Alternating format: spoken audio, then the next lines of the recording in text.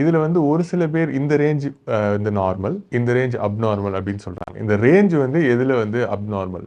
நீங்க ப்ரீ டயபெட்டிஸ்குள்ள வரீங்க, உங்களுக்கு சர்க்கரை நோய் இன்னும் வரல, ஆனா வரத்துக்கான வாய்ப்பு வருது அப்படின்னா, இந்த குளுக்கோஸ் சாப்பிட்ட பிறகு 1 மணி நேரம் கழித்து எடுக்கக்கூடிய டெஸ்ட்டில் உங்கள் சர்க்கரை 200க்கு தாண்டி போகும். ஆனால் அடுத்த 1 மணி நேரத்துக்குள்ளே பார்த்தீங்கன்னா 100, 110, 120ன்னு திருப்பி நார்மலுக்கு வரதை பார்ப்போம். இது ப்ரீ டயபெட்டிஸ் நமக்கு வந்திருக்கு, வரப்போகுதுன்னு சொல்லக்கூடியது.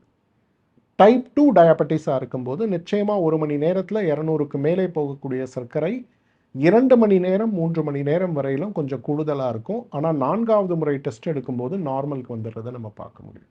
இது டைப் 2 டயபெட்டிஸ். டைப் 1 டயபெட்டிஸ், அதாவது இன்சுலினே உடம்புல சுரக்க முடியாத, உற்பத்தி ஆகாத ஒரு நிலையில் நம்ம இருக்கோம் அப்படின்னா, உங்களோட ஜிடிடி டெஸ்ட் ஆரம்பத்தில், அதாவது சர்க்கரை குளுக்கோஸ் சாப்பிட்றதுக்கு முன்னாடியே உங்களுக்கு 250, 300 இருக்கும். சாப்பிட்ட பிறகு 500, 600ன்னு போகிறது, அந்த 5 மணி நேரமுமே குறையாத அளவில் சர்க்கரையோடு இருக்கிறத பார்க்க முடியும்.